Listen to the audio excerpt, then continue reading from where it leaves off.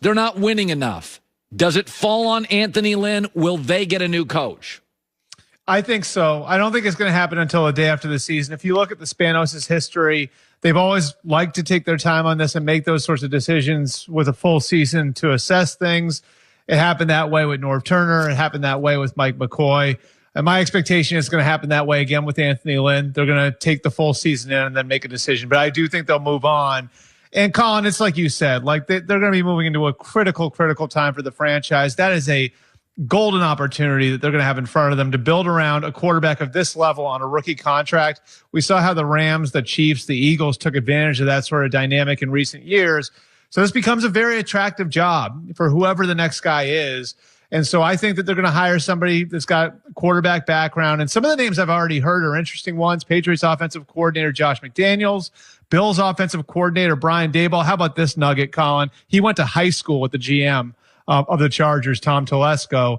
And then Panthers offensive coordinator Joe Brady's another name that's got some low-level buzz for that Charger job. Obviously, he's done a great job the last couple of years with quarterbacks, with Joe Burrow last year at LSU. And then, of course, this year with Teddy Bridgewater. By the way, I don't know if it would happen. I think Mike Zimmer's a really good coach. If it went sideways, my first choice would be Mike Zimmer of the Vikings.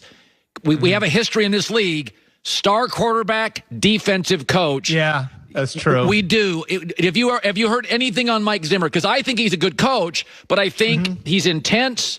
Some people think he's stubborn. He hasn't won enough. Would Minnesota make a mistake and get rid of him?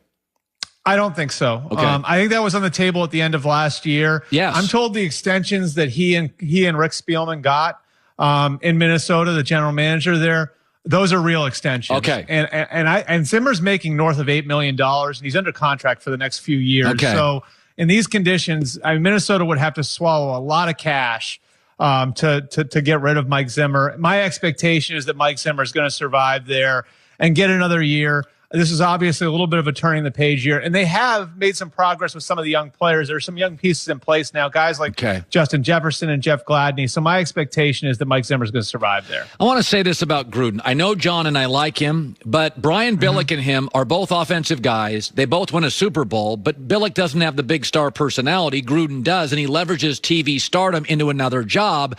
Once again, his team, and this happened in Tampa. It's happened now a couple years. They're bad. They deteriorate. That is generally not the sign of great coaching in the NFL. Is it possible with Gruden he's more media maven than football guru, and that he's okay, but we've overstated his brilliance? I think he's still a good football coach, Colin. I think the question with him going back 15 years has been handling personnel, developing young players. Like if you look, like he had older teams in Oakland the first time around. And then with Tampa, the one he won the Super Bowl with was a very veteran team. He took over from Tony Dungy. Where he's struggled in the past is identifying and developing young talent.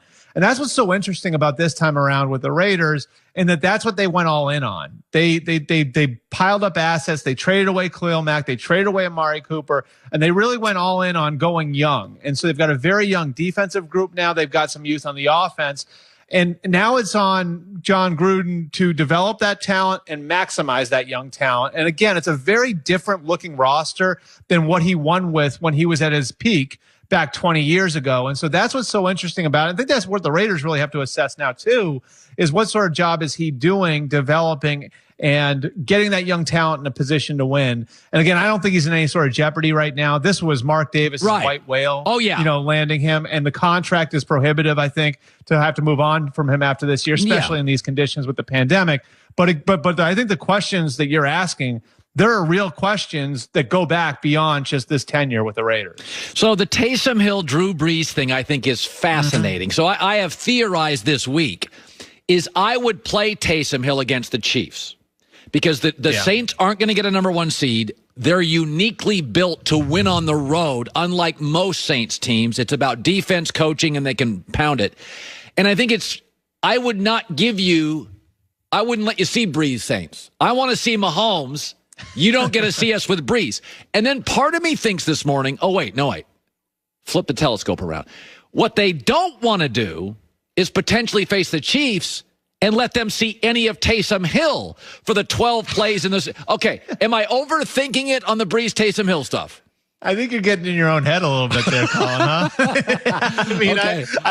I mean, you took it one way and then you took it another level. No, I mean, I think really there's a team that's in a window right now to compete for a championship. They're way over the cap next year. They're going to have to make some big decisions on certain guys coming out of this year. That 2017 draft class, they got Alvin Kamara signed up, but they're going to have to take care of guys like Ryan Ramczyk and Marshawn Lattimore and Marcus Williams. And so this is really it for this particular group of players. And I think that they got to do everything they can to get in position to try and get home field. And that means getting Drew Brees back on the field. And you say that home field isn't as big a deal, right? Like, and I understand what you're saying, that this style of Saints team is a little different, a little bit more equipped to win in all conditions. Well, the number one seed right now is the Green Bay Packers. I actually think the Packers' home field advantage is enhanced by the conditions that we're all in right now. Because can you think of a more miserable place to go play a football game than in the dark, in January, in an empty stadium in Wisconsin?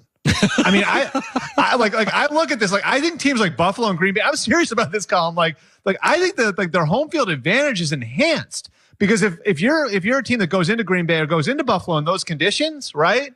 And now all of a sudden you maybe fall behind 10-0, 14-0 early on.